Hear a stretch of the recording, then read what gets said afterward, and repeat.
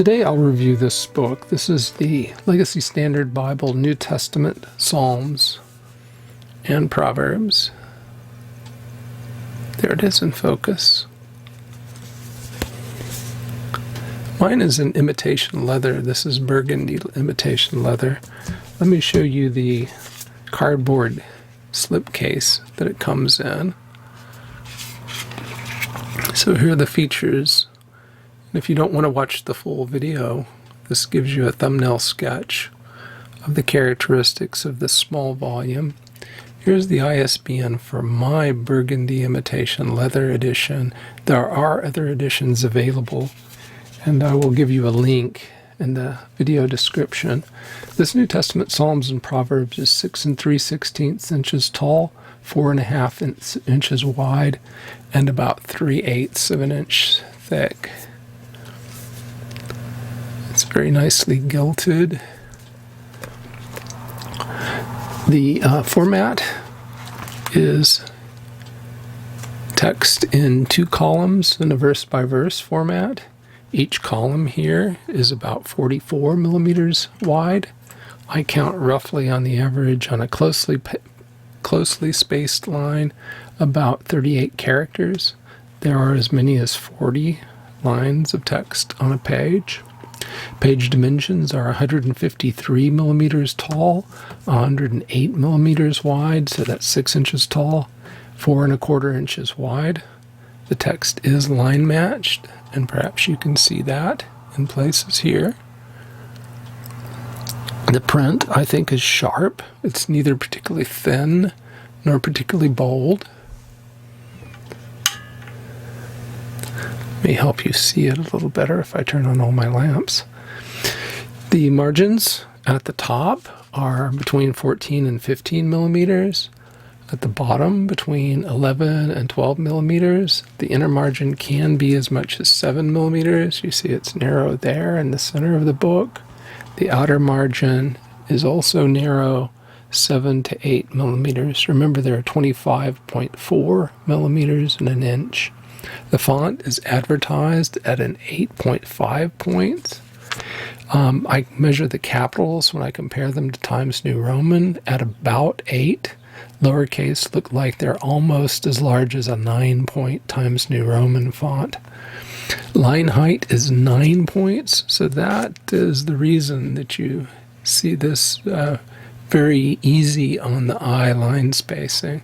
Line spacing is just a bit larger than the typical size of the capital letters.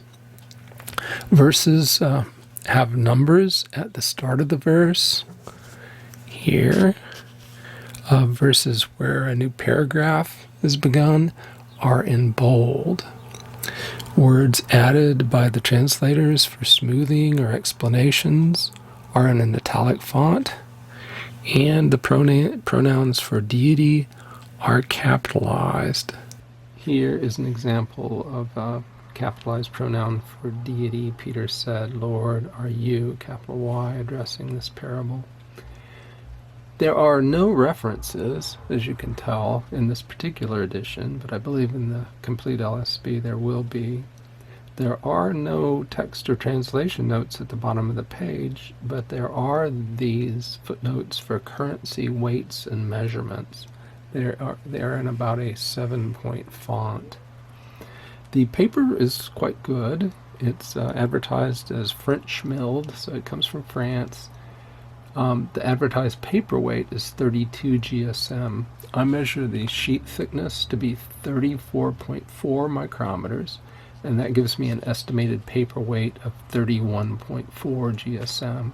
So my estimate is off by about 2% from the advertised value.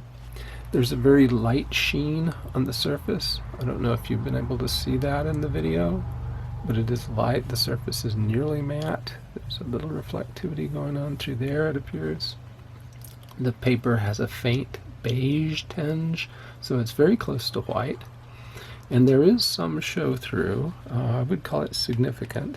I don't know how well you can see it here, but I can see the print on the back of the paper here, and something of the print from the follow-on page there as well. but it is not particularly distracting. The line matching helps very well. There is print non-uniformity. Here I have page 83 on the left and 84 on the right. And as you can see, 84 is a bit darker than 83. I would characterize the print non-uniformity as occasional and mild. There are no introductions to books in this New Testament. There are book titles. Book titles appear on the upper right-hand section of the page. Book contents are there as well on the outside top. That is, those are the page contents. Page numbers are given at the inside, top of the page. Chapters are separated, as here, with chapter in all capitals and the chapter number afterwards. There are headings in the text, as you see there and there. These headings are in about an 8.5 point italic font. The books of the Bible do not begin on a separate page. So here we have 2 Peter beginning on the same page that 1 Peter ends. The words of Christ are in black ink. So here we are in Luke chapter 11. And as you see, the words of Christ there are in black. And as is typical for New American Standard Bibles, of which the LSB is a member, the quotations from the Old Testament are in all capitals. At the back of the volume, after the Proverbs, you find a one-page table of monetary units, a one-page table of weights and measures. These are in about the same size font as is in the Bible, about 8.5 points. There are no maps, as you see. You have 1, 2, 3 thin sheets of paper, and then 1, 2, 3 sheets of cardstock, the last one of which is coated. So you have a coated paper liner. It's a glued liner, but a sewn text block. It's burgundy imitation leather cover. This sewn text block will lie open in the middle of the volume fairly easily, but if you get over towards some point in Matthew, it will want to flop closed. Same at the other side of the Bible in Psalms and Proverbs. I think it's because of the stiffness of the imitation leather cover. There is one burgundy ribbon marker. It's 7 millimeters wide, 25.5 centimeters long, and long enough to extend beyond the corner so that it makes it useful. It's a double-faced satin, so shiny on this side, shiny on that as well. It was actually placed very nearly straight in the top of the book. It doesn't come out at a wide angle at all. There are head and tail bands, and they are black. In the front, you have the same paste down approach with the paper liner, coated paper liner, several pages of cardstock, blank page before the title page, a copyright page. Here are the various ISBNs for the different editions, printed in the Netherlands by Royal Youngblood. Table of contents. So you have the 27 New Testament books. You have Psalms and Proverbs. Each of these sections is numbered separately.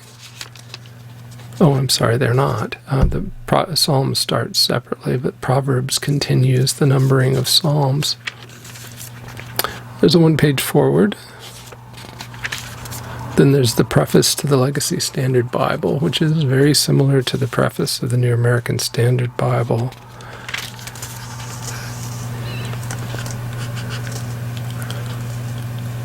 I'll show it to you so you can read it if you like. It does explain that in this edition they use Yahweh, which is spelled as if it should be pronounced Yahweh.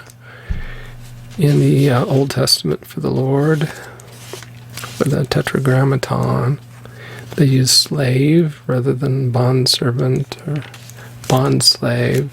Certain other translations do. They retain the units of measurement and give you conversions. I think that's important because the numerals are sometimes important themselves, and the numeric values with quantities change with the units. Hebrew text is based on the latest edition of Rudolf Cattell's Biblia Hebraica, together with the most recent lights from lexicography, cognate languages, and Dead Sea Scrolls.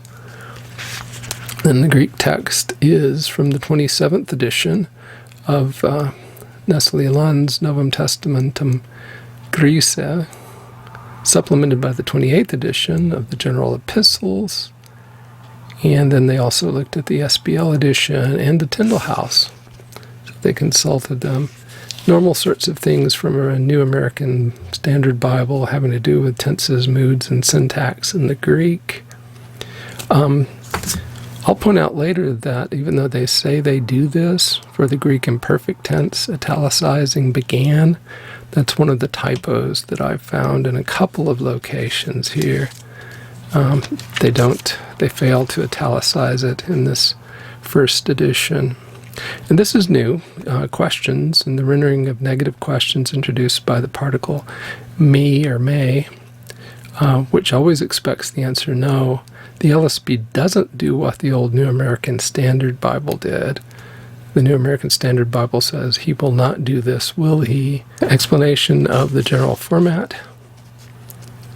So small caps for Old Testament quotations in the New Testament, italics for smoothing words, asterisks for the present tense, abbreviations and special markings. And then you have another blank page, New Testament title page, and you're in Matthew. I have scored the New Testament here, not the Psalms and Proverbs, but just the Greek New Testament for literalness. The way I do it is explained on this chart.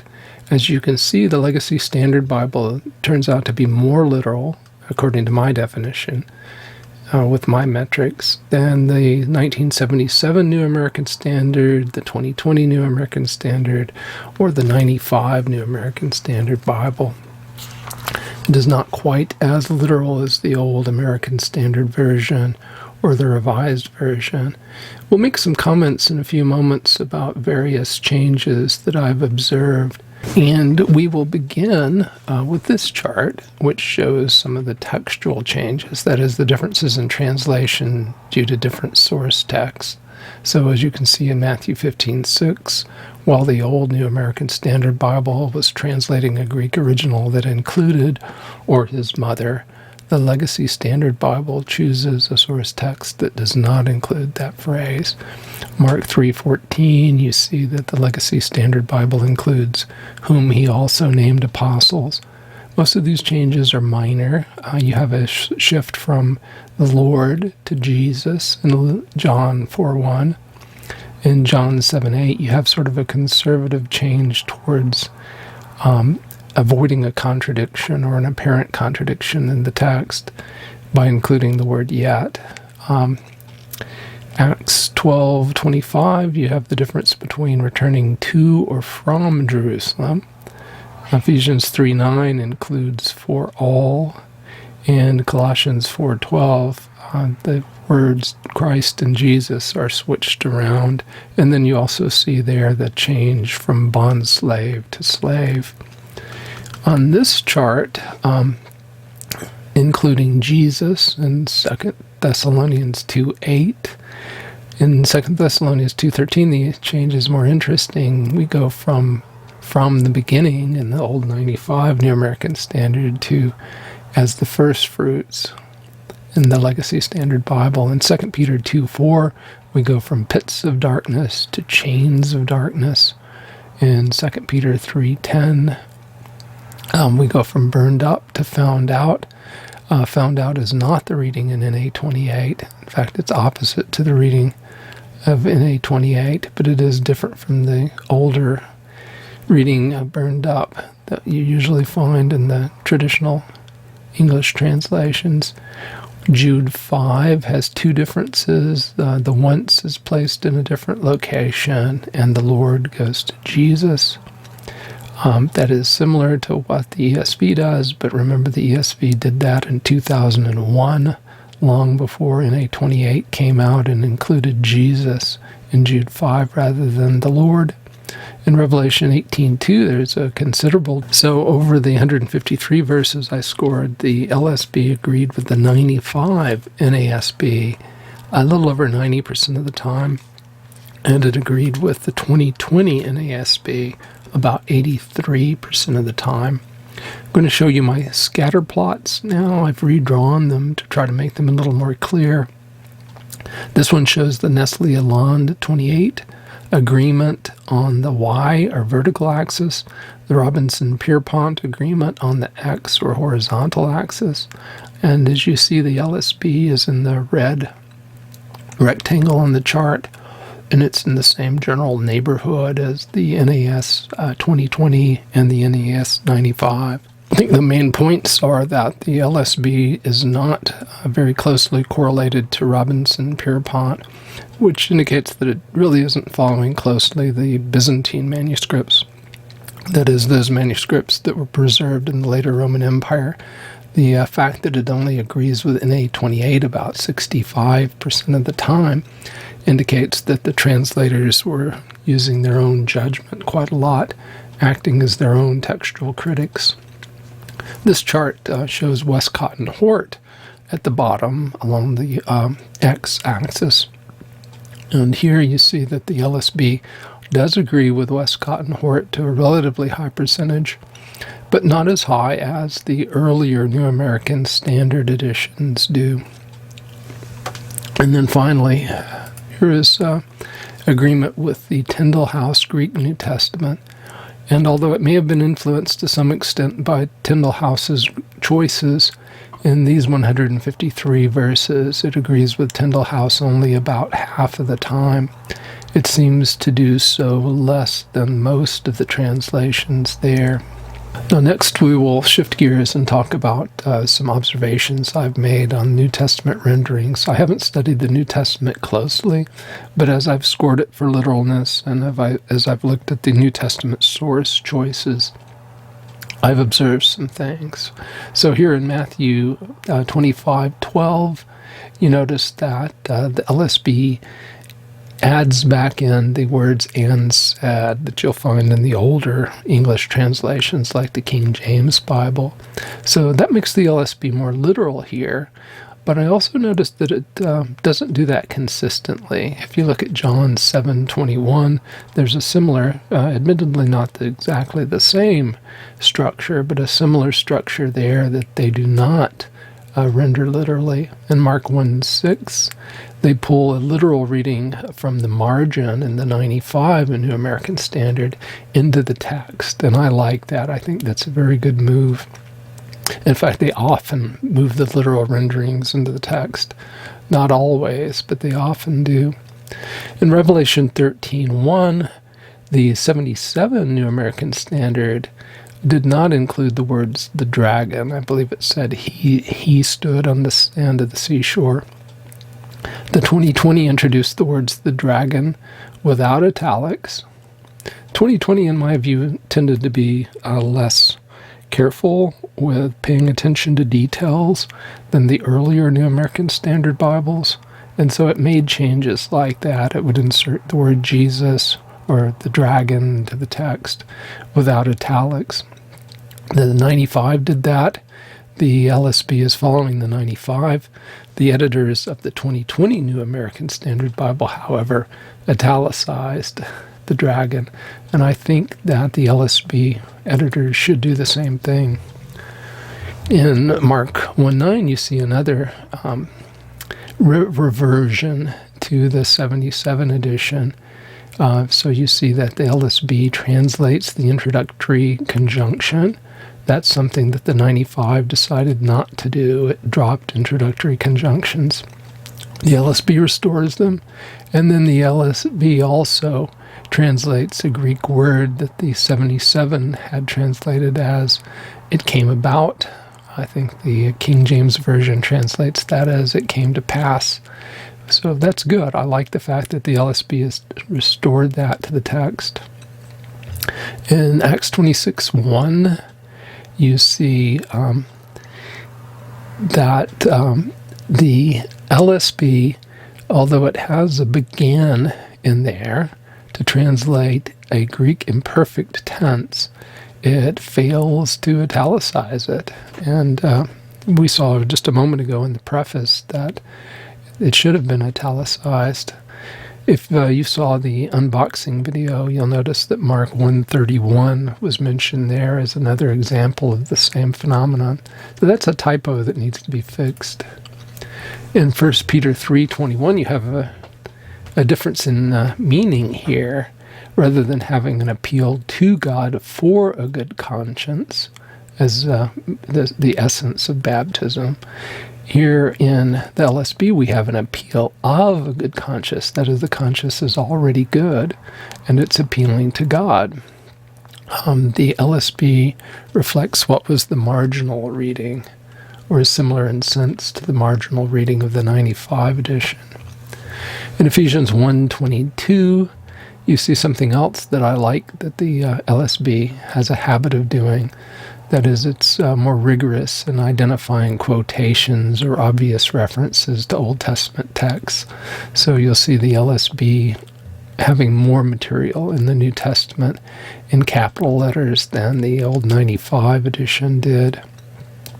In Galatians 5:4, we have a change from "our seeking to be justified" to "our being justified."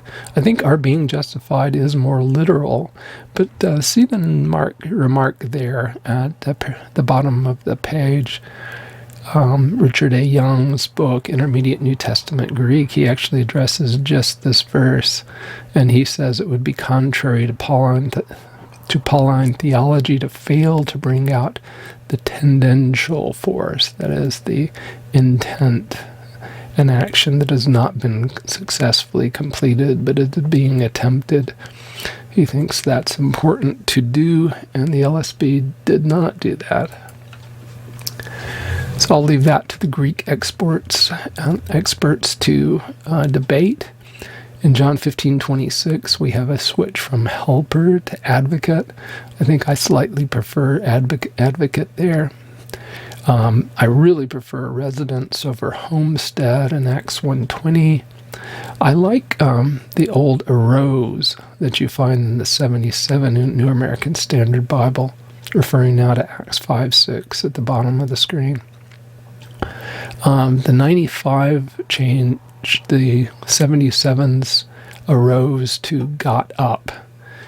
And I just don't like that in Bible translation. It seemed just a bit too informal to me. I know people will tell me that Koine Greek is informal, but I have my opinion. In John 5:37, the New American Standard Bible of 95 had testified of, and in Galatians 4:15, it had bear witness. It's interesting that the Legacy Standard Bible switches those around and has borne witness about in John 5:37 and testify in Galatians 4:15. Now, since it's the same Greek root word in both cases, I'm not sure why that change was made. I don't have any strong feelings about it at all. In Ephesians 4:24, you have a good change here from new self to new man, which I think is more literal. Man, of course, is understood, in my mind at least, in the inclusive sense, to include all human beings. A man is, say, any kind of human being. It's not asking females to get a Y chromosome. In Colossians 2:1, another more literal reading, personally, has been replaced by in the flesh. I found this interesting as well. The LSB has replaced brethren in most places where it appears. it has replaced brethren with brothers. But brethren does appear in 1 Peter 2:17 because it replaced brotherhood with brethren, where the LSB uses brothers. You'll find that the 2020 NASB uses brothers and sisters.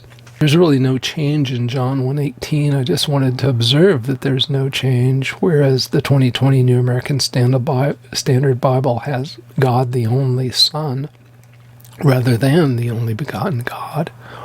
In Romans 8:4, I like this change. This is a change that goes back at least to Darby and one that's reflected in the New King James Version and is similar to the King James Version's righteousness. The LSB has replaced the 1995 New American Standard Bible's requirement with righteous requirement. In John 7:35, this is an example of that change in approach that I pointed out in the preface, where the 95 has, he is not intending to go to the dispersion among the Greeks and teach the Greeks. Is he? The LSB says, is he intending to go to the dispersion among the Greeks and teach the Greeks? And they expect the readers to determine from the context that a negative response is intended. Notice in Revelation 7:7 that the LSB has gone to using numerals. There's a less interpretive rendering in John 8:42 rather than my own initiative. The LSB has myself. I like the change in Acts 23:11 because immediately following to me could be confusing. It could make the reader think that the events were happening on the night of the following day. That very night seems more clear to me. In Hebrews 2:11, the ending there shown in red, I think is less personal in the LSB. Our being sanctified instead of our sanctified is an interesting change, and it essentially moves the marginal reading from the 95 edition into the text.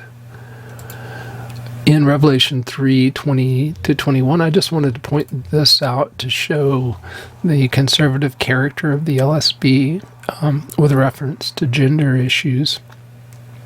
Here you see that they're essentially the same. The only thing is that the LSB dislikes semicolons.